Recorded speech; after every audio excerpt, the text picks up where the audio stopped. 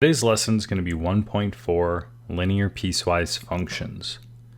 And we have two objectives: to write linear piecewise functions from a graph or word problem, and to graph linear piecewise functions with two or more functions. And to kind of get us used to what piecewise functions are, is they're a function built from pieces of different functions over different domains. And here's a perfect example of one graphed on the right and what its function looks like. Okay, this is very different from the stuff that we've been doing. Okay, but think of it this way: you have a function here, negative 2x minus 7, which could be a function on its own, but we're saying it only exists where x is less than or equal to negative 3. So if I look at my graph and I were to draw a vertical line right through there, we can see that at negative 3, it changes functions, right? So everything to the left of this, because we said less than or equal to negative 3, that's that 2x minus 7, okay? Then you see we have another function, 1, which could just be y equals 1, and that only exists from negative 3 to positive 2, and could also be 2. So I'm going to draw another vertical line there. And now these vertical lines are not required, but I feel like they help students see the shift, okay? And we can see the one function here, all right? Now notice the dots. Just like with graphing single variable inequalities, we put a closed dot when we have a less than or equal to or a greater than or equal to, and we put an open dot when we just have a less than or a greater than, okay? And so we can see this y equals 1, this horizontal line, has an open dot on the left and a closed dot on the right. Then our last one would be negative 1 over 5x plus 3, and that is only for when x is greater than 2, and you can see that over here. Okay, so a piecewise function is really just multiple functions that exist only for certain domains, okay? You can see 2, you can see 3, you can see more, all right? Now let me erase all this, and let's look at this again. Okay, here we say evaluate, right? And I've given you 5 different x values. I do this because I want you to see that at certain times we plug this into at certain x values we plug it into certain functions. For this first one, we say f of negative 5. So we got to go up to our inequalities first, up here. And negative 5 should only be true for one of these. If I were to use it on the last one, negative 5 is not greater than 2. I use it right here. Negative 5 does not fit. It only fits right here. Negative 5 is less than or equal to negative 3, so I would use this function. If I were to plug it in, I would go negative 2 times negative 5 minus 7, and then negative 2 times negative 5 would be 10. Positive 10 minus 7 would give you 3. So that should be an order pair of negative 5, 3. And I go to my graph, and I can see negative 5, 3 exists there. So we could find it either way. If I say evaluate with f of negative 5, you can go and find which function it's supposed to be and plug it in, or you can go to the graph and you can visually find it. So let's do that for the other ones. F of negative 3. I go to my graph, I find negative 3 right here, and I can see that there's an open dot and a closed dot. The solution only exists on the closed dot, not the open, because remember, the open is for not equal to, right? So we go down here, we see this is at negative 1. So f of negative 3 gives us negative 1. At 0, we can see it right here. That's going to be a y value of 1. At 2, we have this issue again, right? We see 2 points, an open and a close, and we got to go to the close, so that's 1. And then 5, we go to 5, we follow it up. That's a 2. So we have it that way. Now you will be expected to know both of them. You should be able to evaluate by plugging it in and finding the right function, or if you have the graph, by finding it on the graph. Okay, now let's jump into our actual first concept. How do we really figure out what the equations are when part of it is cut off, okay? So we're gonna try and write our piecewise functions just by looking at the graph. So let's look at this left one.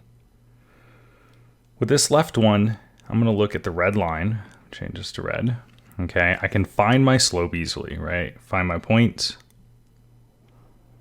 And I just watch what's happening. I see an up 1 over 2, up 1 over 2, up 1 over 2, 1 over 2. So I know that's my slope. Okay. But all of a sudden, this doesn't exist on the y-axis. So how do I find my y-intercept? And your answer is you're just going to follow it anyways. You use that slope, and I go, well, if it did make it there, I would go up 1 over 2, and it would be at 0. So I have an m of 1/2 and a b of 0. Okay? So let's start down here. I'm going to go f of x, and we have two lines equals, and I'm going to use this giant brace, and I'm going to start with my first one. I know we have a slope of 1/2, and so that's always next to x, right? Because slope-intercept form, mx, plus b, which is 0, and so because it's 0, we don't even have to write it. Okay. Now let's do the other one. Erase this. So I'm going to find my slope by checking out my dots, and I can see this is just a down 1 over 1. Because we're going down, it's a negative 1 over 1, or just a negative 1x. And then here we do see our y-intercept. It's a 2, so plus 2. So we're almost done, but we still have to evaluate, what are our domains? What are those inequalities that we use to cut off each function? So find where they shift, right? We can see right here. I'm going to draw this vertical dash, which you don't have to do, but I don't know, it looks like it's helpful, like you're crossing over a line and changing, right? And ask yourself what x value is that at. So that is at x is equal to negative 1. So I know we're shifting at negative 1. And for the red line, which is our 1 over 2x, I see that all the x values are less than negative 1. And I see the closed dot, so I'm going to call this x is less than or equal to negative 1. And for the other one, I see that it's all the x values for it are the greater than ones, right? The ones to the right. And when we get to negative 1, we have the open dot. So this is x is greater than negative 1, okay? It's no coincidence that we see this changeover, okay, on the same number, but we have a very different inequality for them, okay? So that would be with 2. Let's do it again, but with 3, all right? And we're going to follow a similar process. I'm just going to call this one g of x just to call it g of x. Okay, and I'm going to prepare for 3 spaces. Now, I did the first one by just finding all of the equations of the lines and then doing the inequalities. You don't have to do it that way, but I'm just going to focus on it that way so I can just have a single mindset, okay? So let's jump into all of it. I got a point, found another point. It's just 2 that we can see, and that's a down 3 over 2, so negative 3 over 2. So I know I have an m of negative 3 over 2. And because it doesn't make it to the y-axis, I need to follow that down. So down 3 over 2, that would be where the next point would be. Down 3 over 2, that would be where the next point would be, and that's at 0, so b of 0. Okay, so we're good on that one. Okay, I see this one right here, the blue one. All right, we have that first point, and here would be another point, right? So I see a down 1 over 3. So down 1 over 3. And let me use a different color. So this one has a slope of down 1 over 3. So negative 1 over 3. And we can already, with this one, perfect. We can see our y-intercept, so that's a b of negative 1. And then the last one, find my points. I can see this is a nice up 1 over 1, up 1 over 1, up 1 over 1. So m is equal to 1.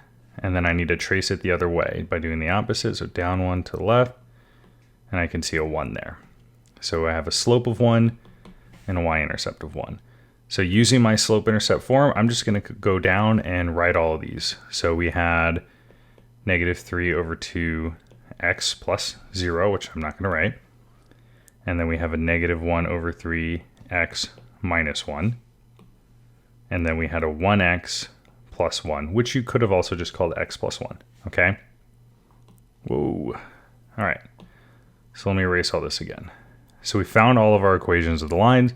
That's kind of back to just doing that for linear functions. Now we need to find the domains, okay? So I can see a change over here, and that's at x is equal to negative 3. And I see a change over here,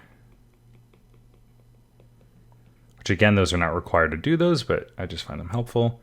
And that's at x is 1. So we're going to go to our first one. The red line, we can tell, is all the x values less than -3. All of these, because it's to the left of -3. So I'm going to say x, and we have to decide, do we have a closed dot? And so for that line, we do see a closed dot. So instead of a less than, it's going to be a less than or equal to -3. Okay. Now for our second one, our -1/3x minus 1, we see this fall between both values. So we do have to use that compound inequality. And so it starts at -3, and we see an open dot right there. So it's less than x, and then another less than, because we have an open dot again, 1. Okay.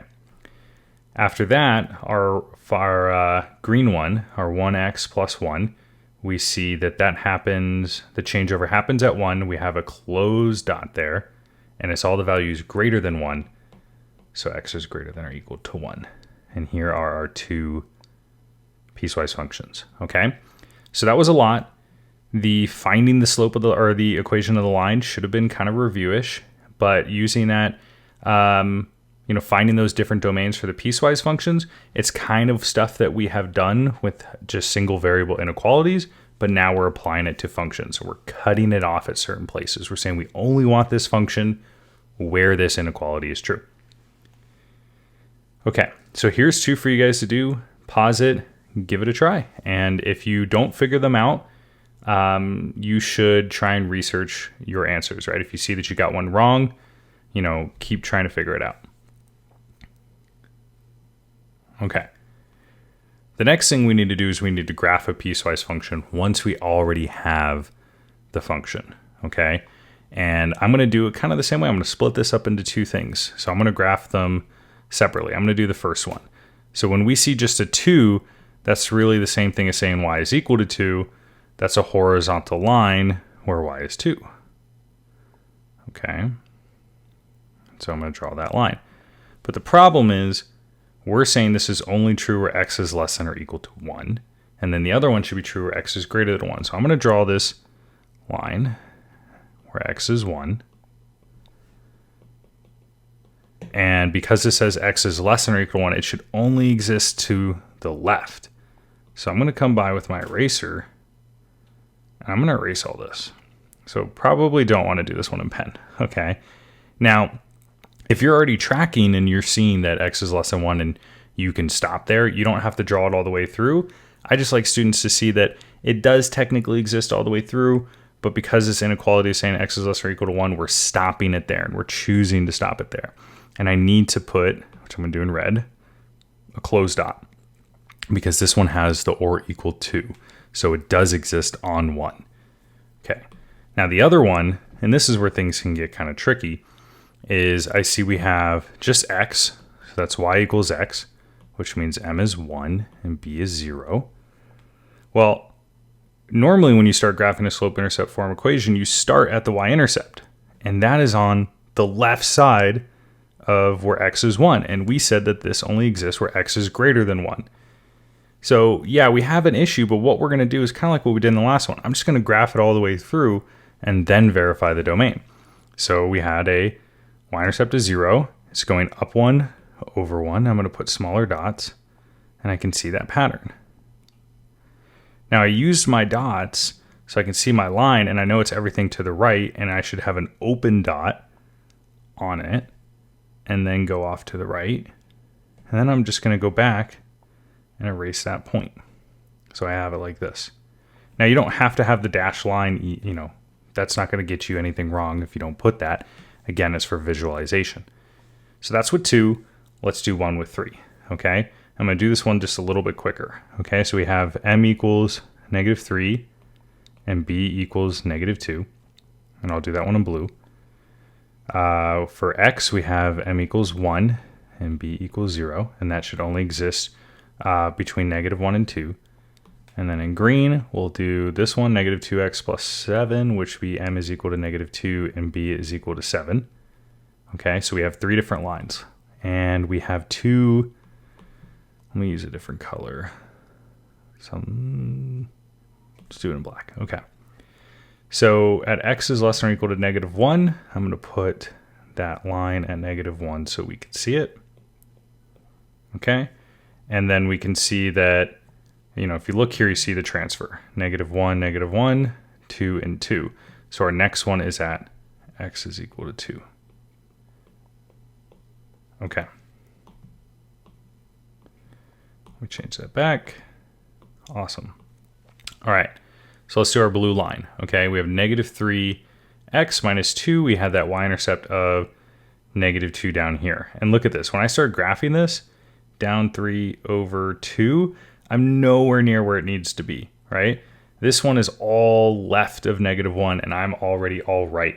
And that's okay. Let's do the opposite slope so we can get the other direction. So if we went down 3 over 2, which you should normally do, but I can go the reverse, right? So let me show you with the pointer. If I go down 3 over 2, I can reverse it by going left 2, up 3, right? So let's reverse our slope. Let's go left 2, up 3, left 2, up 3. And I can start drawing this line outward, and I'm going to bring it as close as I can. I'm going to try and accurately do it and get all the way towards where x is -1. Okay, and that was x is less than or equal to -1, so I put the open dot. The next one is just x, so it has a y-intercept of 0, which is perfect. We're right where it needs to be because this one exists between -1 and 2. And it has the slope of up 1 over 1, up 1 over 1, okay? And, oh, you know what? I'm sorry. Totally made a mistake there. This should be a closed dot because it's less than or equal to. My bad. Okay. Now, in red here, we have this small segment. We can see that on the right side, it's going to be a closed dot at +2 because that's where the less than or equal to is. And when I follow it down, we know it's supposed to be an open dot at -1, but because we're linking up here with the other one, we're just going to bring it right in because they're the same point. So it doesn't, I don't need to put an open dot over a closed dot because it's the same place, okay? All right, and then in green, we have the last one. It starts at 7, so 1, 2, 3, 4, 5, 6, 7. Down 2 over 1, down 2 over 1, down 2 over 1, over 1, down 2 over 1, and so forth. So I don't need those points that were outside because this one should only exist where x is greater than 2. And because it's a greater than, we're going to use an open dot, which, you know what, let me just erase it and put the open dot. Erase too much. Okay, so open dot, and then down. Okay. So we can see these are pretty close to almost linking up every time. And you might see that, you might not, okay? And it might get kind of tricky, figuring out when to cut these off, and that's okay too. It'll take some time to get used to piecewise functions. But just know it's as if I drew 3 different linear functions on the same exact graph and then decided that some were only existing in certain places, okay? And notice how no 2 functions exist in the same interval, right? We don't see, if I drew just a mock-up, all right, we don't see, let's say it was all x is greater than 1, and there was one like this, and then there was another one below it. We don't see that, right?